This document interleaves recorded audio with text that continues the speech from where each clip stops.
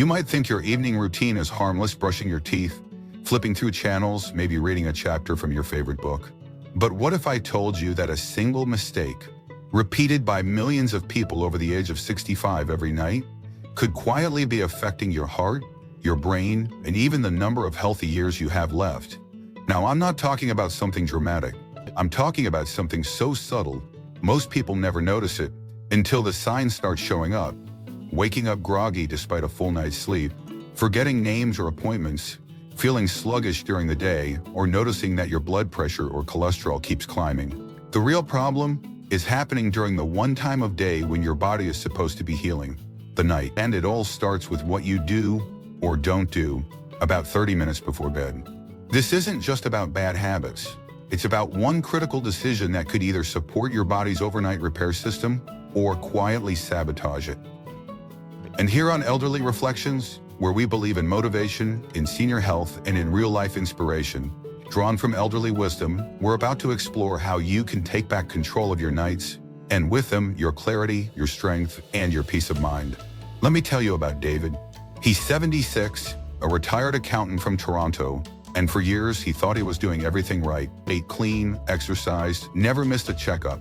But he had one strict rule: no food after 7 p.m. His doctor had once mentioned that late-night snacking wasn't great, so David took it to heart. Every evening, he'd finish dinner and close the kitchen for the night. No tea, no snacks, nothing. But then the problems began. Around 2 a.m., David started waking up with cold sweats and a racing heart. Sometimes his legs would cramp, other times he'd feel dizzy or restless. He thought it was aging, maybe stress, but tests revealed something different. David's blood sugar was dipping far too low while he slept. That sudden drop was triggering adrenaline, disrupting his rest, and putting stress on his heart. Even more concerning, his short-term memory began slipping. He started forgetting appointments, misplacing things, struggling to focus. What changed? David's nutritionist suggested one thing: fuel his body just before bed with a small, slow-digesting snack. Not a full meal, just the right kind of nourishment. Something high in protein and healthy fat.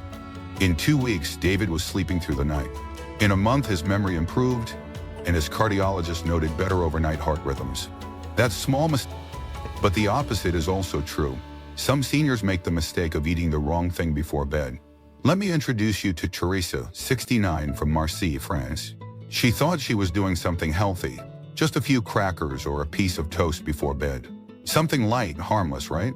Unfortunately not. That light snack spiked her insulin levels, and within hours, her blood sugar dropped, triggering cortisol and disrupting her sleep cycles. The sodium in her crackers was dehydrating her body, which made her wake up stiff, foggy, and sluggish. Her doctor warned her about inflammation, her joints ached more, her blood pressure crept up, all from a snack she thought was safe. So she made one shift. Instead of toast, she had a half cup of Greek yogurt with some frozen blueberries. And within weeks, her sleep stabilized, her morning stiffness reduced, and her energy came back. That's not magic. That's senior health supported by smart choices. Here's the truth most people don't hear. Once you pass 65, your body doesn't recover from bad habits the same way it used to. Every bite, every choice carries more weight. And the 30 minutes before bed, that's your most underestimated window of influence. It's not just about avoiding sugar or drinking too much water. It's about nourishing your heart and brain with what they need to do their job overnight. You see, when you sleep, your body isn't resting, it's working. Your heart slows down, yes, but it's also regulating pressure and rhythm. Your brain clears out toxins, processes memory, and balances mood-regulating chemicals. But it can't do those things properly without fuel. That fuel needs to be slow-burning.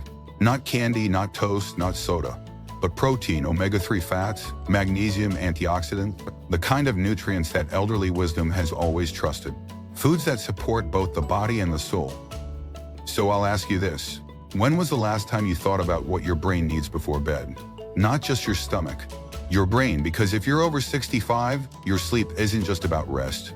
It's about preservation, prevention, power. I want you to remember this. David skipped a snack and paid with his memory. Teresa picked the wrong snack and paid with her blood pressure.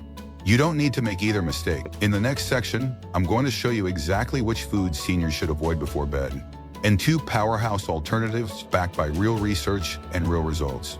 Then we'll build a nighttime routine from the ground up, a quiet ritual that can protect your clarity, your circulation, and your calm for years to come. So if this spoke to you, if something about David or Teresa felt familiar, I want you to hit that like button right now, subscribe to Elderly Reflections for more stories like this one. And tell me in the comments, where are you watching from today? Because whether you're in New York or Naples, London or Lisbon, your story matters. Your health matters, and the best chapters of your life, they're still ahead. When you think about the final 30 minutes of your day, what comes to mind? For many people over 65, it's winding down, maybe a warm cup of something, or a late TV show before dozing off. But here's what most seniors don't realize. The foods you eat right before bed don't just affect how well you sleep tonight. They quietly shape how your memory feels tomorrow, how steady your heart beats, and how you carry your energy into the next morning. Earlier, we met David and Teresa, two people whose stories reflect what so many seniors experience. David skipped food entirely, Teresa ate the wrong kind, and both paid the price in clarity, energy, and cardiovascular health. If you're just joining us, make sure to go back and watch that story, because what we're about to talk about builds directly on their lesson and reveals what I call the silent saboteurs of senior health. These are the foods that seem innocent, even healthy, but quietly disrupt your body's most important overnight processes. And they show up in kitchens across Europe and North America every night. But let's start with a common trap: high-sodium snacks. Think about toast, crackers, pretzels, even some so-called healthy granola bars. Now ask yourself, what do they all have in common? They spike your blood sugar and load your body with salt.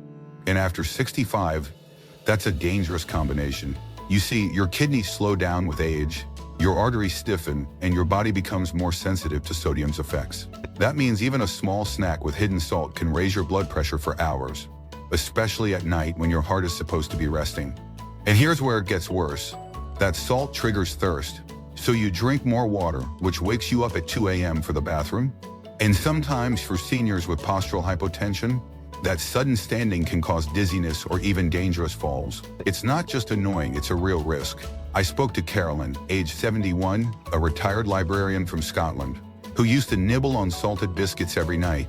She thought they were light, safe, a childhood comfort. But her cardiologist noticed rising nighttime blood pressure. The culprit? Those biscuits. She swapped them out for a few almonds and a small slice of apple. And within weeks, her nighttime heart rate stabilized and her sleep deepened for the first time in years. Now let's talk about something even more surprising. Alcohol, that one glass of wine many seniors enjoy at dinner or before bed, might feel like a harmless pleasure. And yes, it can relax you in the moment. But what it does to your sleep is another story. Studies from Harvard and the Mayo Clinic have shown that even moderate alcohol before bed disrupts REM sleep, the phase critical for memory, mood regulation, and cognitive repair.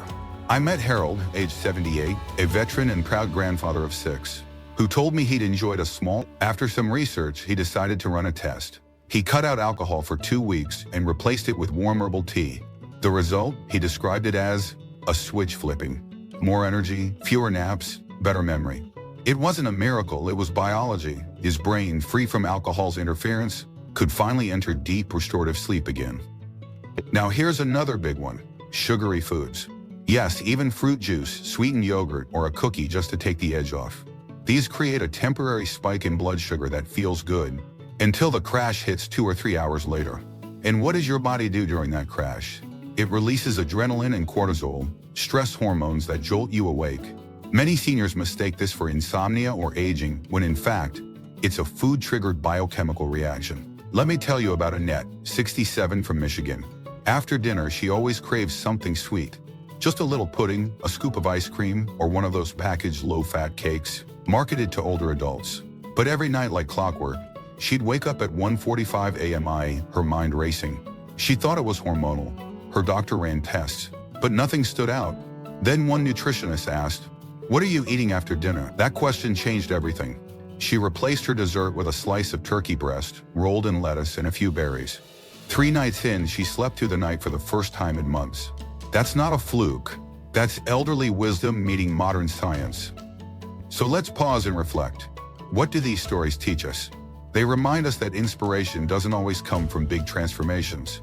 It comes from small decisions repeated with care. That's the heart of Elderly Reflections.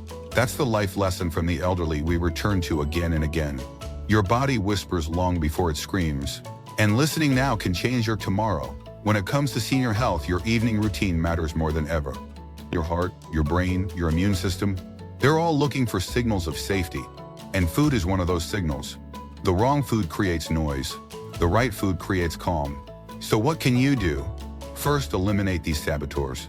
No high-sodium snacks, no refined sugar, no alcohol before bed. Next, we'll go even deeper. I'll walk you through a complete evening blueprint, the timing, the portions, and the 3 best nighttime rituals to reclaim your clarity, your rest, and your rhythm. You're not just changing your food, you're choosing intention over habit, clarity over confusion, life over fatigue. So if something in this story resonated, if you've had a few restless nights, or if you've wondered why you wake up more tired than when you went to bed, now is the time to look at your plate. Not just for nutrients, but for answers. Because the truth is, aging doesn't have to feel like decline. It can feel like refinement. When guided by the right wisdom, that's what we believe here at Elderly Reflections. And if you do too, I'd love for you to like this video, subscribe to our channel, and join the conversation in the comments. Tell me, where are you watching from today? What's been your go-to bedtime habit, and what might you try differently after hearing these stories? Stay with me, because the final section is where everything comes together. The last piece of the puzzle. I'll see you there. There's something almost sacred about the quiet hours before sleep. The house settles, the light softens, the phone stops ringing, and for a few still minutes, the world steps back, giving you a chance to check in with yourself. But if you're over 65, those moments mean more than just peace. They're the final signals your body listens to before beginning its most important work of the day: regeneration. Healing. In the first section, we uncovered the silent mistake many seniors make by mismanaging or skipping that crucial 30-minute window before bed, often with costly effects on the heart and brain. In the second section, we revealed the hidden saboteurs: salty crackers, sugary snacks, and alcohol disguised as relaxation.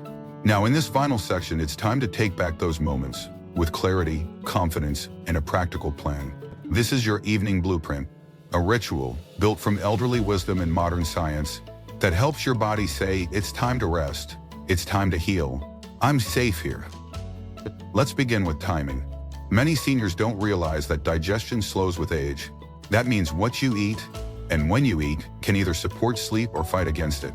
Ideally, your last small meal or nourishing snack should come no later than 1.5 to 2 hours before bed. That gives your body enough time to begin processing nutrients without overwhelming your system during deep sleep cycles. Eating too late, even healthy foods, forces your body to focus on digestion instead of cell repair. But eating too early, that can cause nighttime drops in blood sugar, triggering wake-ups and heart strain.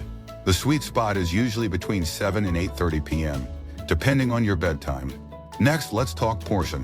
One of the biggest mistakes older adults make, even when choosing the right foods, is eating too much of them. Remember, the goal isn't to fuel your body for activity, it's to gently support rest.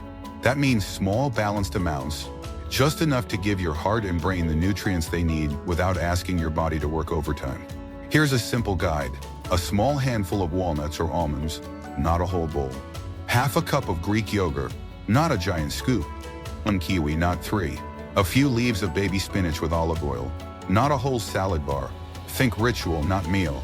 Now let's build that ritual. Because the truth is, your evening food isn't just physical, it's emotional, it's symbolic. When you prepare a thoughtful bedtime snack, you're sending a message to your body that says, I care for you. I'm still fighting for you. That's something I learned from a man named George. He's 82, a retired dentist from Vermont. After his wife passed, he told me his evenings felt hollow. He stopped making dinner, started skipping meals, began snacking on cold cereal and sweet biscuits just to fill the silence. But over time, he noticed changes. His memory dulled, his balance worsened. His doctor said it was just age. But his daughter, together they created something simple. Every night at 8:30, George prepared what he called his night tray. A few walnuts, a spoonful of Greek yogurt, a warm mug of turmeric milk. He'd sit by the window, journal a line or two, and remind himself that the day wasn't over. It was just changing shape. 3 months later, he told me, I don't just sleep better, I feel like I matter again. That's what this is really about. Not just senior health, self-respect, elderly wisdom, motivation wrapped in quiet action. Let's talk about what to avoid. Because just as some foods heal, others quietly harm, you already know to stay away from high sugar, high sodium snacks. But many seniors overlook another common trap. Hydration timing. Water is vital, but too much of it late in the evening can mean multiple bathroom trips during the night. And every interruption pulls you out of deep sleep. Worse, each time you rise, you increase the risk of falls, especially if you're dealing with low blood pressure or poor balance. The fix?